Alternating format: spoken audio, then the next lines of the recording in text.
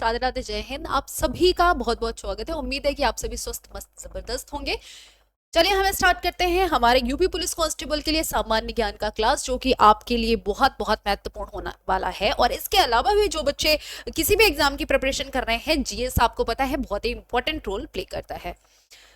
पहले प्रश्न पे आते हैं। पहला प्रश्न है हमारा कि जो कुडानकुलम है वो किस लिए फेमस है। कुडानकुलम किस लिए मशहूर है? Kudankulam is famous for what? जल्दी से बताएंगे। न्यूक्लियर पावर प्लांट है, थर्मल पावर प्लांट है, या बायोस्फीयर रिजर्व है, या मेजर पोर्ट इन तमिलनाडु है। अगर हम तमिलनाडु में मेजर पोर्ट की बात करें, क्या ये बंदरगाह है? क्या ये बंदरगाह है? जल्दी से बताएंगे कि कौन सा ऑप्शन आपका यहां पर करेक्ट हो सकता है। फटाफट से आंसर करके बताएं। जब हम कुडनकुलम न्यूक्लियर पावर प्लांट की बात कर रहे हैं, ये है कहाँ? इसके नाम से आपको पता चल जाना चाहिए कि कुडनकुलम पावर प्लांट जो है वो तमिलनाडु में है। कहां पर है ये? तमिलनाडु में तिरुनेलवेली के कुडनकुलम में स्थित है। कहां पर स्थित है तो ये भी ध्यान रखेंगे, ये तमिलनाडु के, लिख लीजिए यहां पर, ठीक है, तमिलनाडु के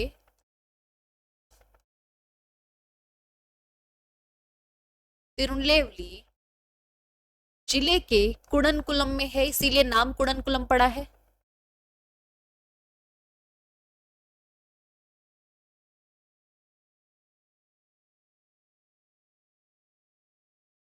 कुडनकुलम है, ठीक है। ये पहला पॉइंट हो गया कि कहां पर है। अब इसे मेजर पोर्ट तमिलनाडु में कर दोगे क्या? मेजर पोर्ट तमिलनाडु में ही है। तमिलनाडु के मेजर पोर्ट कौन से हैं? एन्नोर, तूतीकोरिन, चेन्नई, ये हैं मेजर पोर्ट तमिलनाडु के। कौन से हैं? तो मेजर पोर्ट तो यही है, एन्नोर हो गया, तूतीकोरिन हो गया, चेन्नई हो गया, ये मेजर पोर्ट आते हैं आपके। इनकी तो बात की नहीं जा रही। ये बायोस्फीयर रिजर्व है? नहीं जी, ये बायोस्फीयर रिजर्व भी नहीं है। थर्मल पावर प्लांट है या न्यूक्लियर पावर प्लांट है? तो करेक्ट आंसर होगा आपका ये न्यूक्लियर पावर प्लांट है। कुडनकुलम इज फेमस फॉर, किस लिए फेमस है? तो ये न्यूक्लियर पावर प्लांट के लिए फेमस है। वर्तमान में इसकी क्षमता क्या है बताओ? अगर हम बात कर रहे हैं तो वर्तमान में स्थापित क्षमता क्या है? वर्तमान स्थापित क्षमता कितनी है? 2 गीगावाट है। कितनी है? 2 गीगावाट जो है वो इसकी वर्तमान में क्षमता है। ये हो गया न्यूक्लियर पावर प्लांट कुडनकुलम के बारे में। कुछ और पॉइंट भी है? कुछ और पॉइंट भी है? हाँ जी बिल्कुल है। ये एनपीसीआईएल के द्वारा, जिसे हम कहेंगे nuclear power corporation of India limited, nuclear power corporation of India limited, ये हम कहेंगे। ये पॉइंट तो आपको याद रखना ही पड़ेगा। इसके सहयोग से, और किसके सहयोग से? एनपीसीआईएल जो है वो रूसी सरकार, ठीक है, आप याद रखिएगा, एनपीसीआईएल रूसी सरकारी कंपनी, हम कहेंगे रूसी company Atom Stroy export, Atom Stroy sport,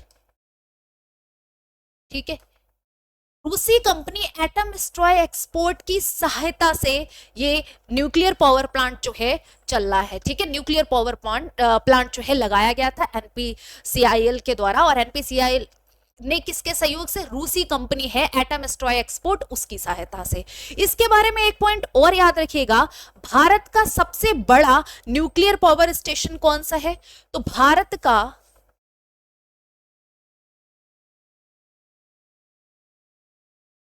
सबसे बड़ा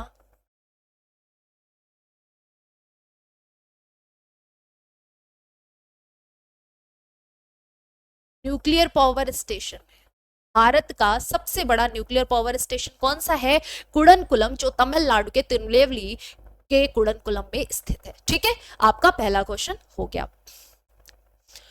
Who were the first king to issue the largest hoards of gold coins in India? Bharat में सबसे ज्यादा सोने के सिक्कों की बात की जाए तो जारी करने वाले पहले राजा कौन थे? अब यहाँ पे भी एक प्रश्न याद रखना, भारत में सोने के सिक्के जारी करने वाले पहले राजा जो माने जाते हैं वो तो कुषाण माने जाते हैं। जो कुषाण राजा हैं उनको माना जाता है कि ये भारत में पहले ऐसे राजा थे जिन्होंने ज्यादा मात्रा में सोने के सिक्कों का प्रचलन किया। लेकिन सबसे पहले सोने के सिक्कों की शुरुआत कहां से मानी जाती है? सोने के सिक्कों की शुरुआत भारत में, यहां पर लिख लीजिए,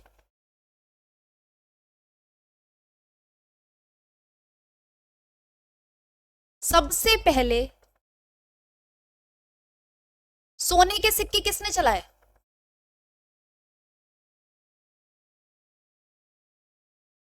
इंडो ग्रीक ने।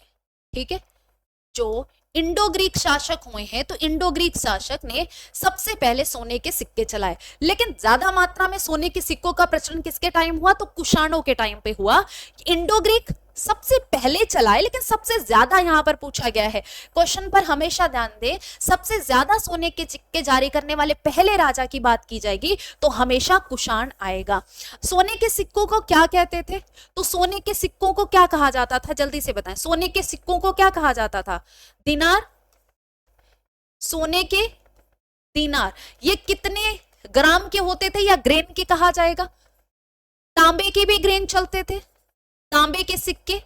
ये कितने ग्राम के होते थे? तांबे के सिक्के कितने ग्रेन के होते थे ये मेंशन करो। यहां पर ध्यान रखना, ये कितने? 124 ग्रेन का था। सोने का सिक्का 124 ग्रेन का चलता था। और अगर हम तांबे के सिक्के की बात करें तो 245 से लेकर 260 ग्रेन तक था। ठीक है, ये 245 से लेकर 260 ग्रेन की बात की जा रही है। ग्रेन और ग्राम में अंतर है, ग्राम मत लगा देना कि इतने ग्राम का, नहीं। ये कितने का था? 8.04 ग्राम का सिक्का। ठीक है, 8.04 ग्राम का। और ये कितने का था? तो ये याद रखना, ये कितने का लगभग जाएगा? 15.55 से लेकर 16.85 ग्राम तक का सिक्का जो है वो तांबे का था। ये जो सिक्के कुषाणों के द्वारा चलाए गए थे, इन पर क्या विशेष अंकन मिलता है? तो अगर हम बिम कडफिशस की बात करें, यहां पर देखो, बिम कडफिशस जो कि कुषाण शासक हैं, बिम कडफिशस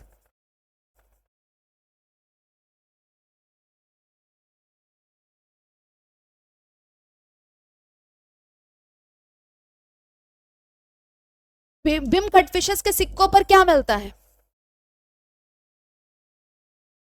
बिम कडफिशस ने जो सिक्के चलाए थे उन पर किस चीज का अंकन मिलता है? जल्दी से बताओ। बैल के बगल में खड़े शिव जी की आकृति। ठीक है, यहां पर लिखना, बैल के बगल में खड़े शिव की आकृति मिलती है। कहां पर? तो आप याद रखने ये बिम कटफिशेस के सिक्कों पर मिलता है। साथ ही साथ एक पॉइंट और भी लिख लीजिएगा, इन सिक्कों पर लेख भी खुदा था। सिक्कों पर लेख में राजा खुद को क्या बताता है? महेश्वर।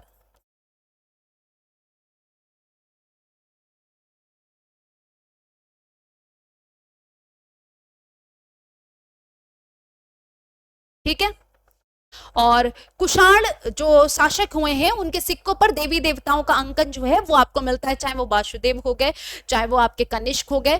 ठीक है, ये ध्यान रखिएगा। तो ये कुछ इंपॉर्टेंट पॉइंट थे। इसके अलावा कुछ इंपॉर्टेंट पॉइंट है। हाँ जी, अगर हम गुप्त शासकों की बात करें, ठीक है, अगर हम गुप्त राजाओं की देखें तो गुप्त राजाओं ने सबसे ज्यादा स्वर्ण मुद्राएं चलाई। सबसे ज्यादा स्वर्ण मुद्राएं किसके द्वारा चलाई गई? गुप्त राजाओं के द्वारा। लेकिन सबसे पहले किसने चलाई ये सोने के सिक्के सबसे पहले किसने जारी किए हैं ज्यादा मात्रा में? तो वो जारी किए थे कुषाण शासकों ने। अगर आपसे पूछा जाए कि सोने के सिक्के सबसे ज्यादा मात्रा में किसने चलाए, तब गुप्त राजाओं का नाम आएगा यहां पर, ये भी ध्यान रखें। संगम काल में तोलकाप्पियम, ठीक है, संगम काल में तोलकाप्पियम साहित्य की सबसे महान कृति है। अब ये बताओ तोलकाप्पियम किस साहित्य की? तमिल साहित्य की, तेलुगु साहित्य की, संस्कृत साहित्य की या कन्नड़ साहित्य की, किस साहित्य की है ये, और किसके द्वारा लिखी गई है, किसके द्वारा लिखी गई है ये भी बताएंगे, और किस साहित्य के अंतर्गत आती है, जल्दी से बताएं, फटाफट से आंसर दें आप सभी कि यहां पर करेक्ट आंसर क्या होगा। तो संगम काल में जो तोलकाप्पियम है वो किस साहित्य की सबसे महान कृति है, तमिल साहित्य की सबसे महान कृति है, ठीक है। किसने लिखी है, तोलकाप्पियर ने, ठीक है,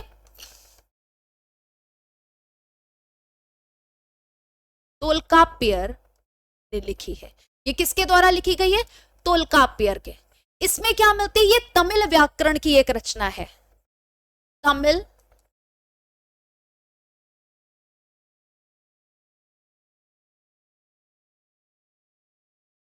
तमिल व्याकरण की रचना है, ठीक है, ये भी पॉइंट याद रखिएगा।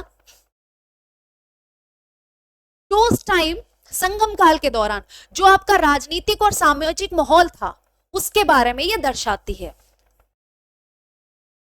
उस समय के राजनीतिक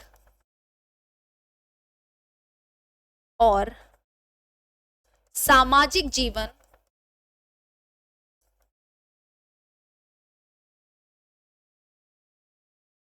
को दर्शाती है, ठीक है। संस्कृत भाषा की महत्वपूर्ण रचनाएं कौन सी हैं, जैसे रजत रंगिणी हो गई जो कल्हड़ के द्वारा लिखी गई, ठीक है, रजत रंगिणी हो गई, आपके वेद हो गए, ठीक है, आपके वेद हो गए, आपका पंचतंत्र हो गया जो विष्णु शर्मा के द्वारा लिखा गया, ये सब संस्कृत में ही तो है।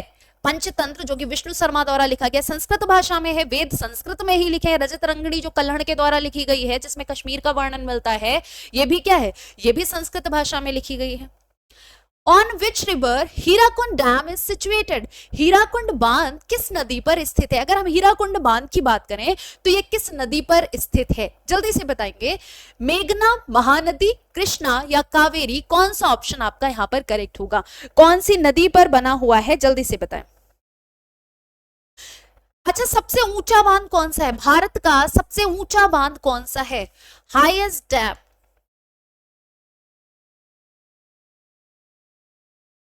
बताइए, हाईएस्ट डैम कौन सा है, फटाफट से बताएंगे। इसके अलावा आप मुझे बताइए, हाईएस्ट डैम के बाद ओल्डेस्ट डैम, सबसे पुराना बांध इंडिया का कौन सा है, ओल्डेस्ट डैम कौन सा है। एक और बताइए कि बड़ा बांध, लॉन्गेस्ट डैम, सबसे बड़ा बांध कौन सा है, ये भी बताएं, जल्दी से बताएं। यहां पर मेघना, महानदी, कृष्णा, कावेरी, कौन सा ऑप्शन करेक्ट होगा। यहां पर ध्यान रखेंगे, Hirakud dam is situated where, Mahanadi, ठीक है, कहां पर हीराकुंड बांध बना हुआ है, महानदी पर बना हुआ है। अच्छा, महानदी का उद्गम कहां से होता है, महानदी का उद्गम कहां से होता है ये बताइए, महानदी का उद्गम कहां से होता है, हाईएस्ट डैम कौन सा है, जल्दी से बताएं, और कहां पर है ये हीराकुंड डैम, हीराकुंड डैम है कहां पर, ओडिशा के संबलपुर में। संबलपुर को ओडिशा का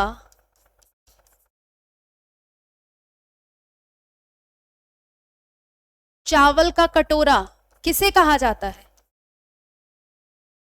संबलपुर को कहा जाता है ओडिशा का चावल का कटोरा, ठीक है।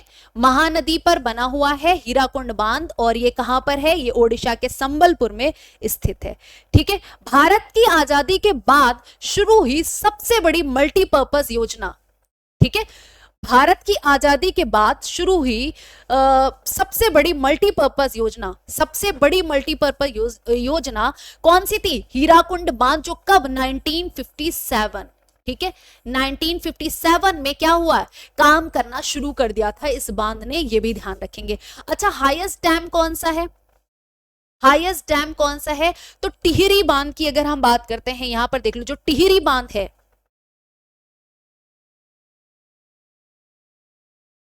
जो कहां पर है, उत्तराखंड में है। अब ये यूनाइटेड किंगडम मत मार देना, उत्तराखंड की बात की जा रही है क्योंकि हम इंडिया के पर्पस से बात कर रहे हैं। तो ये टिहरी डैम उत्तराखंड किस नदी पर बना हुआ है,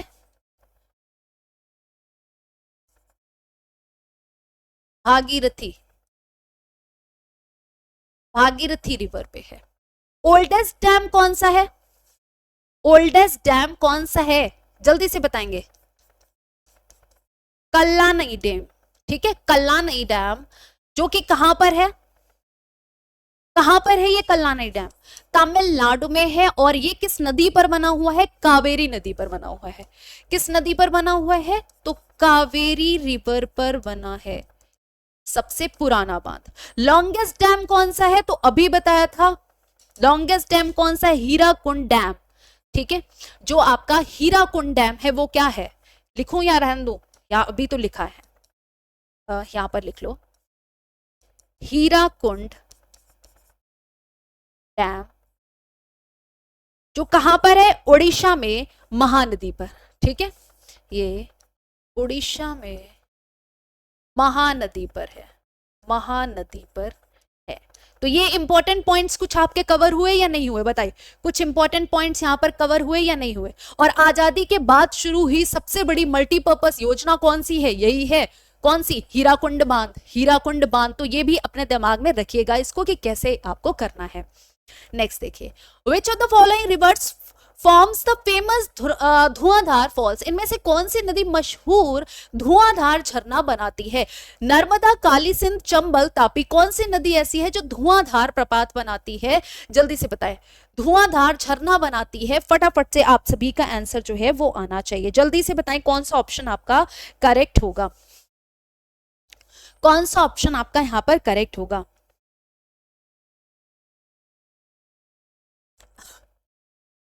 मध्य प्रदेश में है, पहली बात तो धुआंधार जलप्रपात कहां है, मध्य प्रदेश में है। नर्मदा में, नर्मदा में कहां पर है, नर्मदा नदी पर भेड़ाघाट, याद रखिएगा, भेड़ाघाट, ठीक है, नर्मदा नदी के भेड़ाघाट पर यह धुआंधार झरना जो है वो बहता है, ठीक है। कहां पर है, धुआंधार झरना भेड़ाघाट में नर्मदा नदी पर स्थित है, कहां पर, भेड़ाघाट पर नर्मदा नदी पर स्थित है धुआंधार झरना। तो यहां पर करेक्ट आंसर नर्मदा नदी हो गया। इसको धुआंधार झरना क्यों कहा जाता है, क्योंकि जब ये झरना ऊपर से गिरता है तो इस तरीके से गिरता है कि नीचे कि बहुत धुआं टाइप का उठता है, ऐसा लगेगा आपको कि बहुत ज्यादा धुआं उठ रहा है, इस तरीके से प्रतीत होता है, इस वजह से इसको धुआंधार झरना कहा जाता है, जो कि मध्य प्रदेश में नर्मदा के भेड़ाघाट पर है। नर्मदा नदी का उद्गम कहां से होता है, आप बता सकते हैं, नर्मदा नदी का उद्गम कहां से होता है, अमरकंटक, नर्मदा नदी का उद्गम कहां से है, अमरकंटक से है, अमरकंटक से, ठीक है, अमरकंटक से नर्मदा नदी का उद्गम होता है। अच्छा, ये गिरती कहां है जाके, नर्मदा नदी ये अरब सागर में गिरती है, अरब सागर में गिरती है जाके। ज्यादातर नदियां हैं जो वो कहां से गिरती हैं, वो पश्चिम से पूर्व की तरफ बहती हैं, लेकिन नर्मदा हो गया, तापी हो गया, ये क्या करती हैं, ये पूर्व से पश्चिम की तरफ बहती हैं और एस्चुरी बनाती हुई कहां पर गिरती हैं जाके, अरब सागर में गिरती हैं। ज्यादातर नदियां किधर गिरती हैं, ज्यादातर नदियां बे ऑफ बंगाल में गिरती हैं, पर ये कहां गिरती है, ये गिरती है जाकर अरब सागर में, ठीक है। ये हो गया आपका पूरा अमरकंटक, समझ में आ गया। नर्मदा नदी की लंबाई कितनी है, 1312 किलोमीटर, 1312 किलोमीटर इसकी लंबाई है, ये ध्यान रखना। काली सिंध की बात करें, काली सिंध कहां से निकलती है, तो विंध्य पहाड़ी से निकलती है, कहां से, विंध्य रेंज कह सकते हैं, ये विंध्य पहाड़ी से निकलती है काली सिंध। अच्छा, सतपुड़ा और मैकाले के बीच से, यानी दो पर्वतों के बीच से बहने वाली नदी कौन सी है, तो नर्मदा नदी आएगी। सतपुड़ा और मैकाले के बीच से बहती है, इसलिए इसको दो पर्वतों के बीच से बहने वाली नदी भी कहा जाता है। काली सिंध विंध्य पहाड़ी से निकलती है और ये किसकी, चंबल नदी में मिल जाती है, किसकी, चंबल नदी में मिल जाएगी। ये चंबल की सहायक नदी है, चंबल की सहायक नदी है, चंबल की ट्रिब्यूटरी है काली सिंध, तो ये मिल कहां जाएगी, ये चंबल में मिल जाएगी। चंबल किसकी ट्रिब्यूटरी है, चंबल यमुना की सबसे बड़ी ट्रिब्यूटरी है, सहायक नदी है, ये भी ध्यान रखेंगे। चंबल का उद्गम कहां से होता है, चंबल का उद्गम कहां से होता है, तो जनापाव पहाड़ी से, जनापाव पहाड़ी से चंबल नदी का उद्गम होता है और मिल कहां जाती है चंबल? चंबल यमुना नदी में मिल जाती है, चंबल यमुना नदी में मिल जाती है। तापी का कहां से होता है उद्गम? सतपुड़ा पहाड़ी से, सतपुड़ा पहाड़ी या रेंज कह सकते हैं, यहां से होता है। और ये कहां गिरती है जाके? ये अरब सी में गिरती है, ये अरब सी में गिरती है, ये भी ध्यान रखिएगा, ठीक है। ये अरब सी में गिरती है, ये ध्यान रखिएगा, ठीक है। और नर्मदा कहां निकलती है?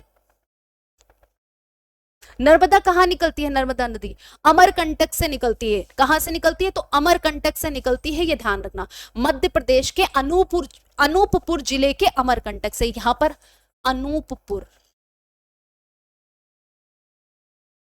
अनूपपुर जिले में अमरकंटक पड़ता है, वहां से नर्मदा नदी का क्या होता है? उद्गम होता है, ये भी ध्यान रखिएगा, ठीक है। नेक्स्ट देखो, laterite soil is rich in, laterite मिट्टी में ये चीजें भरपूर मात्रा में होती हैं। जो लैटेराइट मिट्टी है, जो काजू की खेती के लिए उपयुक्त होती है, लैटेराइट मिट्टी, इसमें क्या होता है? फास्फोरस, कैल्शियम कार्बोनेट, पोटेशियम या आयरन ऑक्साइड। तो laterite soil is rich in iron oxide and aluminium oxide. Aluminium oxide में भी ये क्या होती है? रिच होती है, ये भी ध्यान रखेंगे। यहां पर करेक्ट आंसर क्या हो जाएगा? Laterite soil is rich in iron oxide, ठीक है। किसमें रिच है? आयरन ऑक्साइड में ये रिच है, ये ध्यान रखना। ये गर्म और जो गर्म है, जो नम ट्रॉपिकल रीजन है,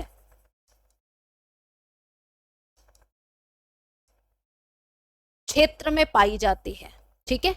नर्म और जो गर्म और नम ट्रॉपिकल क्षेत्र हैं, उनमें लैटेराइट सॉइल जो है वो पाई जाती है, ठीक है।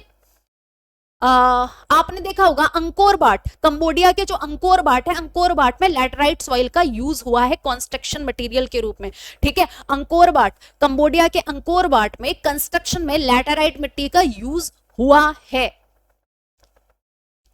आर्टिकल 239 डील्स विद द, अनुच्छेद 239 किससे संबंधित है? लेफ्टिनेंट गवर्नर द्वारा। पहली बात, केंद्र शासित प्रदेशों का शासन लेफ्टिनेंट गवर्नर के द्वारा, राष्ट्रपति द्वारा केंद्र शासित प्रदेशों का प्रशासन, प्रधानमंत्री द्वारा या कैबिनेट मंत्रियों द्वारा। तो एक ही ऑप्शन आपका यहां पर करेक्ट हो सकता है, वो कौन सा है? कि राष्ट्रपति द्वारा केंद्र शासित प्रदेशों का प्रशासन करना, ये आर्टिकल 239 में मेंशन किया गया है। किसमें मेंशन किया गया है? आर्टिकल 239 में मेंशन किया गया है। ये किस, अगर हम बात कर रहे हैं यहां पर, ये किस भाग में आ रहा है बताइए? ये किस भाग में आ रहा है? तो भाग की अगर हम बात करें, भाग 8 में केंद्र शासित प्रदेशों से संबंधित। भाग 8 किससे संबंधित है? केंद्र शासित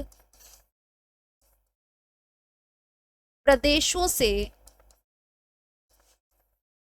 संबंधित है, ठीक है। और संविधान के किस अगर हम कहें यहां पर आर्टिकल में दे रखा है, तो आर्टिकल 239 से लेकर 242 तक इसका बखान किया गया, मतलब बोला गया है। पहले हमारे यहाँ केंद्र शासित प्रदेश कितने थे? 9 थे, लेकिन दमन दीव और दादर नागर हवेली को मिलाकर 8 ही केंद्र शासित प्रदेश रह गए हैं। तो ये भी ध्यान रखिएगा, यहां पर करेक्ट आंसर बी होगा। Pachmarhi biosphere reserve located in, जो पंचमढ़ी जो बायोस्फीयर रिजर्व है वो कहां पर स्थित है? पंचमढ़ी बायोस्फीयर रिजर्व कहां पर स्थित है, ये बताओ, जल्दी से बताओगे।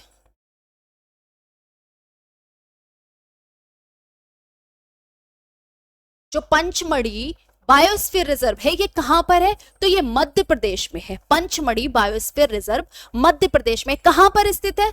सतपुड़ा रेंज में, ठीक है, यहां पर लिख लो,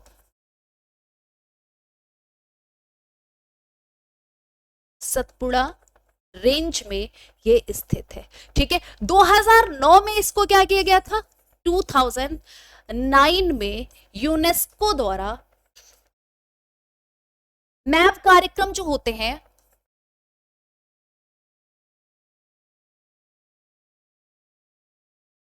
मैप कार्यक्रम के तहत इसको क्या किया गया? बायोस्फीयर रिजर्व घोषित किया गया। कब? 2009 में यूनेस्को द्वारा इसको घोषित किया गया था, यह भी ध्यान रखिएगा। अच्छा, ये कहां कहां तक फैला है? ये भी तो पूछा जा सकता है कि भाई जो मध्य प्रदेश में आपका पंचमढ़ी बायोस्फीयर रिजर्व है ये कहां कहां तक फैला हुआ है, किन किन जिलों में है? तो मध्य प्रदेश के बैतूल, होशंगाबाद, छिंदवाड़ा यहां पर फैला हुआ है, ठीक है, यहां पर ये फैला हुआ है मध्य प्रदेश में, इन जिलों में ये पंचमढ़ी बायोस्फीयर रिजर्व फैला हुआ है, जिसे 2009 में बायोस्फीयर रिजर्व मैप कार्यक्रम द्वारा यूनेस्को का जो मैप कार्यक्रम होता है उसके तहत घोषित किया गया था। When was the planning commission setup, योजना आयोग की स्थापना कब हुई? योजना आयोग की बात की जा रही है कि जो योजना आयोग है इसकी स्थापना कब की गई? नीति आयोग की स्थापना कब की गई? 2015 में। किसके स्थान पर आया था? नीति आयोग किसके स्थान पर आया था?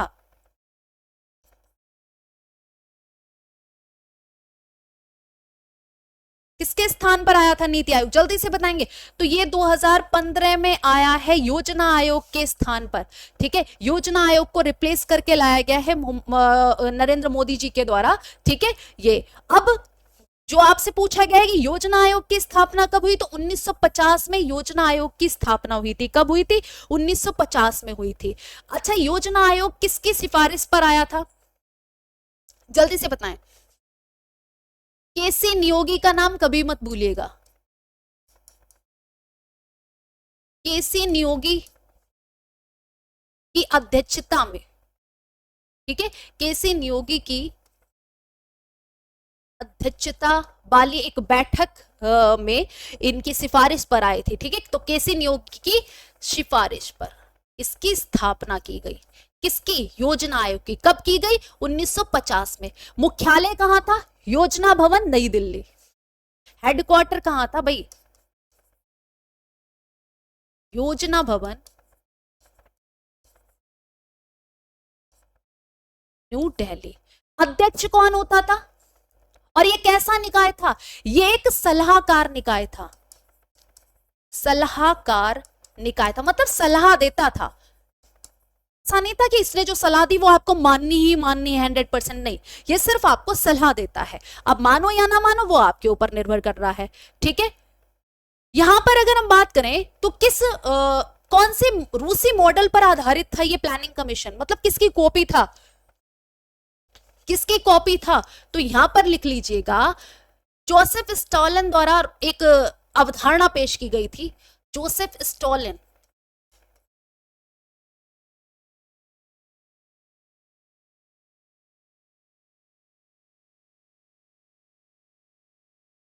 रूसी मॉडल पर बेस्ड थी ये, ठीक है, रूसी मॉडल पर बेस्ड थी। अध्यक्ष कौन होता था? जो पीएम है हमारा, प्रधानमंत्री अध्यक्ष होता था। पहला अध्यक्ष कौन है? तो फर्स्ट जवाहरलाल नेहरू ही होंगे। जवाहरलाल नेहरू ही होंगे, क्योंकि उस टाइम प्रधानमंत्री कौन था? जवाहरलाल नेहरू जी थे। उपाध्यक्ष कौन था?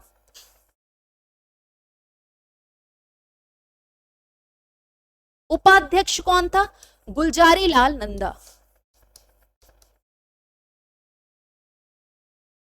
गुलजारी लाल नंदा कौन थे? इसके उपाध्यक्ष थे, ये भी ध्यान रखना, ठीक है। और 2014 में इसको बंद कर दिया गया। योजना आयोग को समाप्त कब किया गया? 2014 में समाप्त। इसके बाद क्या आ गई? 2015 में नीति, national institution for transforming India, ठीक है, national institution for transforming India, ये आ गई। नेक्स्ट देखो, द कथा सरित सागर किसके द्वारा लिखी गई? मतलब द कथा सरित सागर इज रिटन बाय होम? कथा सरित सागर किसके द्वारा लिखा गया है? कालिदास, भाष, जयदेव या सोमदेव के द्वारा? किसके द्वारा? गीत गोविंद किसके द्वारा लिखा गया है? बताओ, कथा सरित सागर किसके द्वारा लिखा गया है? इसके अलावा आप बताएं कि जो आपका स्वप्न वासोदत्ता किसके द्वारा लिखा गया है?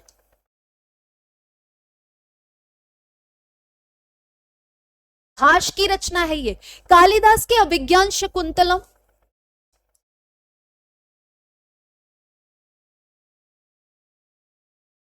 किसकी है? ये कालिदास की है। जयदेव के गीत गोविंद,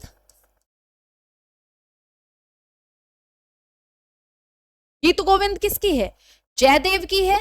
और बहुत इंपॉर्टेंट है ये, बहुत इंपॉर्टेंट है, ये ध्यान रखना, ठीक है। अब कथा सरित सागर किसकी है? तो कथा सरित सागर सोमदेव की रचना है। ये किसकी रचना है? कथा सरित सागर, ये सोमदेव की रचना है, ये ध्यान रखेंगे, ठीक है। और इसमें बहुत सारी कथाएं हैं, परियों की, रानियों की, ऐसी सभी कथाएं आपको मिलती हैं, मतलब कहानियों, कथाओं का संग्रह है। Which of the following state was included as the 27th state of India? Bharat का 27वां राज्य कौन सा है और राज्य को भारत के 27वें राज्य के रूप में शामिल किया? कौन सा भाई राज्य ऐसा है जिसे भारत के 27वें राज्य के रूप में मतलब स्वीकार किया गया था? जल्दी से बताएं। आपको पता है, मैंने नहीं बताया है तो मैं आपको बता दूं कि 1 और 9-15 1-9-15 3 राज्य जो है वो नए बने। कब बने? 2000 में, 2000 में, ठीक है। 3 नए राज्य बने हैं, झारखंड, छत्तीसगढ़, उत्तराखंड। इनमें से बताओ कौन सा ऑप्शन आपका करेक्ट है? फटाफट से बताओ, 27वां कौन सा बना है? 26, ठीक है, 27, 28, ये ध्यान रखेंगे। अब ये कब बना है? 1 नवंबर। ये कब बना है? 9 नवंबर। ये कब बना है? 15 नवंबर को, ठीक है। झारखंड, छत्तीसगढ़ और उत्तराखंड, इसको आप ऐसे याद रखो, छत्तीसगढ़, उत्तराखंड और झारखंड, ठीक है। उत्तर प्रदेश के 13 जिलों को काटकर बनाया गया था उत्तराखंड 1 नवंबर 2000 आपका 2000 में, ठीक है। 1 नवंबर 2000 सॉरी 9 नवंबर 2000 को बनाया गया था उत्तराखंड। ये ध्यान रखेंगे। अच्छा, झारखंड किससे काट के बना है? ये बताओ, झारखंड जो है वो किससे काट के बनाया गया है? जल्दी से बताएं।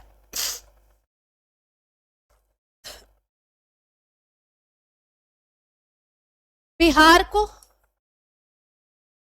उत्तराखंड किसको काट के बनाया गया है?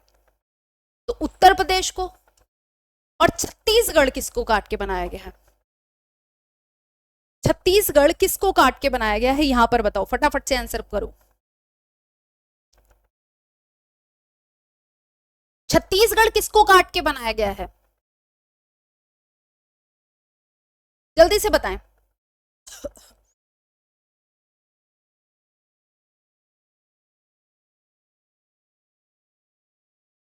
छत्तीसगढ़ किसको काट के बनाया गया?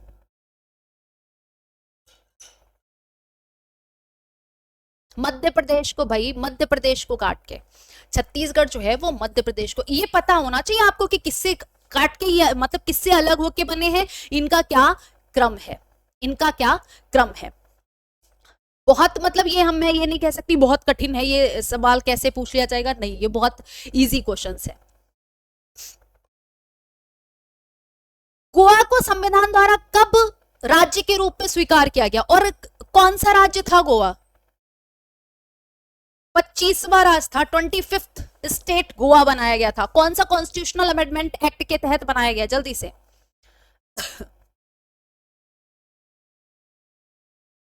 1987, 30 मई 1987 को जो 56th कॉन्स्टिट्यूशनल अमेंडमेंट एक्ट हुआ, उसके द्वारा गोवा को शामिल किया गया 25वें राज्य के रूप में हमारे भारत में, ठीक है। 25वें राज्य के रूप में भारत में इसको शामिल किया गया। मैंने कहा पुर्तगाली सबसे पहले आए थे और पुर्तगाली सबसे बाद में गए हैं, ये इसका एक जीता जागता उदाहरण देखने को मिलता है। बौद्ध परिषदों और जगहों का सही मिलान वाला जोड़ा नहीं है। पहली बौद्ध परिषद राजगृह में हुई थी क्या? बताओ, पहली बौद्ध परिषद राजगृह में हुई थी क्या? फटाफट से बताएंगे। बौद्ध परिषदों, उनकी जगहों, उनकी अध्यक्षता किसने की, उसके बारे में बताओ। और कितनी परिषदें हुई हैं फिलहाल? तो जल्दी बताएं। और उस टाइम राजा कौन थे? अजात शत्रु जो है, अजात शत्रु राजा थे इस टाइम। राजा कौन थे? अजात शत्रु थे। पहली बौद्ध परिषद कहां हुई? राजगृह में हुई, ये बिल्कुल सही है, ठीक है। पहली बौद्ध परिषद राजगृह में हुई और अजात शत्रु जो है वो राजा थे, ये भी ध्यान रखना। अध्यक्ष कौन थे? महाकश्यप, ठीक है, महाकश्यप। महाकश्यप ने इसकी अध्यक्षता की थी। दूसरी बौद्ध परिषद सारनाथ में हुई थी क्या? वैशाली में हुई थी। दूसरी जो आपकी बुद्ध परिषद थी, बौद्ध परिषद, ये कहां पर हुई थी? वैशाली में हुई थी। तो मतलब आपका करेक्ट आंसर सेकंड है, क्योंकि यहां पर गलत लिखा हुआ है। राजा कौन थे इस टाइम? बताओ, राजा कौन थे इस टाइम? कालाशोक, जो कि शिशुनाग वंश से, ये हर्यक वंश थे और ये कालाशोक शिशुनाग वंश से संबंधित थे। अध्यक्षता किसने की थी ये भी बताओ, इसकी अध्यक्षता किसने की थी? सबाकामी, ठीक है, सबाकामी या कई जगह सुब्बाकामी भी लिखा मिल जाएगा, सबाकामी या कई जगह सुब्बाकामी भी लिखा मिल जाएगा, कई जगह सर्वाकामी भी लिखा है। तीसरी बौद्ध परिषद पाटलिपुत्र में हुई थी, जी हाँ पाटलिपुत्र में हुई थी। किसने इसकी अध्यक्षता की थी और किस राजा के समय हुई थी? तो अशोक के समय हुई थी। राजा कौन थे? अशोक थे। और इसकी अध्यक्षता किसने की थी? मोगल पुत्तिस ने की थी, ठीक है, मोगल पुत्तिस ने की थी, इन्होंने इसकी अध्यक्षता की थी। चौथी बौद्ध परिषद कश्मीर में हुई थी, जी हाँ, किसके टाइम पर हुई थी? तो कुंडलवन कश्मीर में कुषाण शासक कौन थे? कनिष्क, कनिष्क के शासन में हुई थी। और इस टाइम अध्यक्ष कौन थे? अध्यक्ष कौन थे? जल्दी से बताएंगे, अध्यक्ष कौन थे? और इसमें उपाध्यक्ष भी थे, ये भी ध्यान रखें। अध्यक्षता किसने की थी? तो इसके अध्यक्ष वसुमित्र थे, वसुमित्र थे।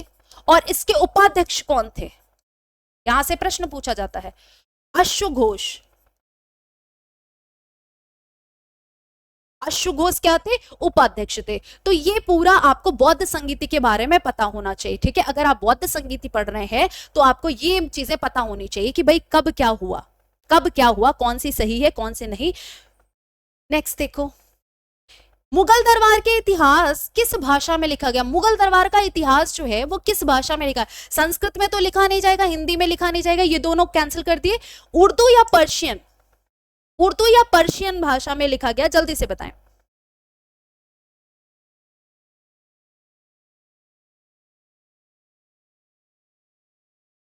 उर्दू और फारसी के मेल से अरबी, ठीक है, पर्शियन भाषा, पर्शियन भाषा में लिखा है, जो जिसे हम क्या कहेंगे?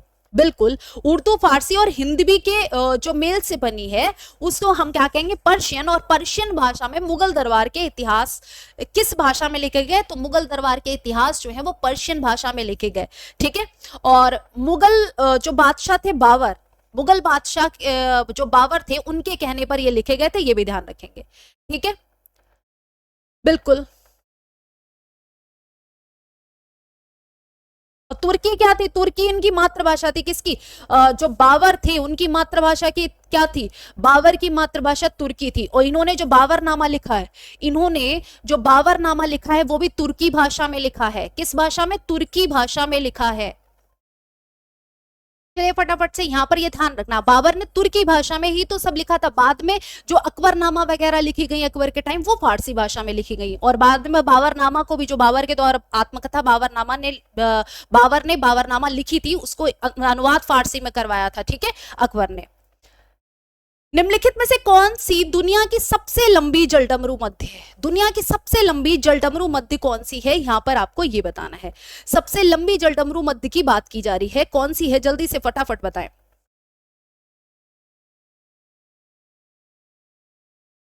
अंडमान सागर